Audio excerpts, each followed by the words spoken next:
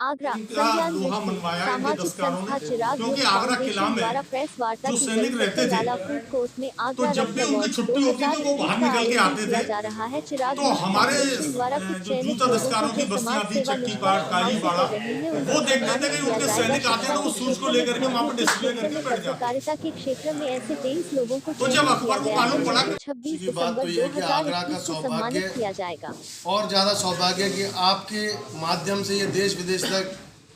इसकी खबर जाएगी। प्रख्यात डिजाइनर, शू डिजाइनर जिसे कहा जाता है, वो हमारे देवकीनंदन सोन ने जो एक जिस तरीके से आप अखबारों में आप लोग मीडिया के जरिए देते हैं कि आगरा का ही 80% जूता जो देश विदेशों में जाता है और सरकार की नज़र उस पर नज़र नहीं है। तो मेरा तो आज जिस तरीके से अगर कपिल देव ने और कबीर जो डायरेक्टर है उन्होंने कहा है कि भाई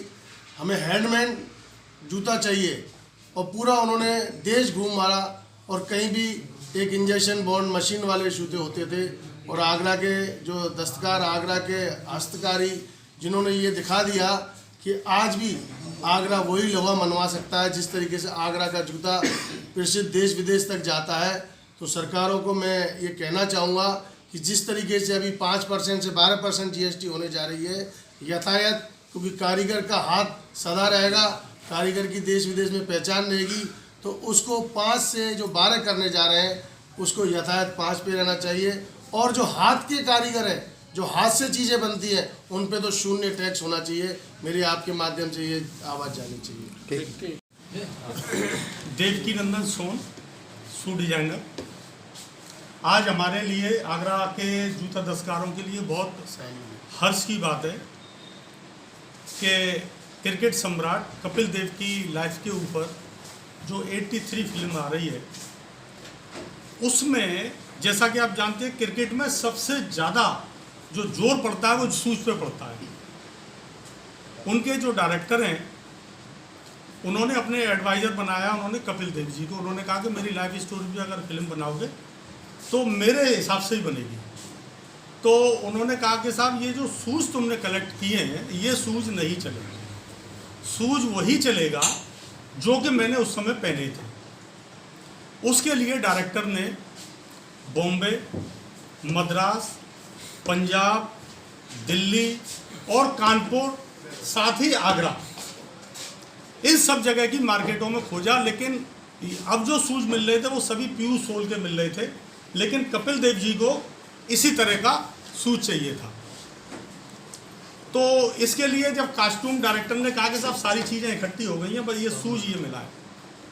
तो उन्होंने कहा कि नहीं, शूज़ तो डिटो वही चाहिए। तब उनके जो डायरेक्टर हैं उन्होंने मुझसे बोला, कबीर खान जी ने, कि साहब आपने आगरा में देवकीनंदन सोन से संपर्क किया? उन्होंने कहा साहब हम नहीं जानते उनको, कि वो शू डिजाइनर है वहाँ के, प्रख्यात हैं, आप उनसे मिलो और वो शूज़ को तैयार करेंगे और मेरी बात करा देंगे। फिर उन्होंने मुझसे कहा कि सोन साहब आपको ये शूज़ बनाना है, कैसे भी करो, क्योंकि ये सारा का सारा शूज़ हैंडमेड है। आजकल सारी की सारी शूज़ भी मैग्नाइज यूनिटें हो गई हैं और इस तरह के कंस्ट्रक्शन के शूज़ नहीं बन पाते। तो ये शूज़ का हमने निर्माण किया, डिजाइनिंग मैंने की, साथ में ही मेरे पुत्र वो भी शू डिजाइनर हैं, कबीर नंदन जी, उनके सुपरविजन में इसका निर्माण कार्य किया गया, जिसमें जयप्रकाश, लक्ष्मी नारायण, एजाज, पंचम, ऐसे तमाम कारीगर थे जिन्होंने इसमें योगदान दिया।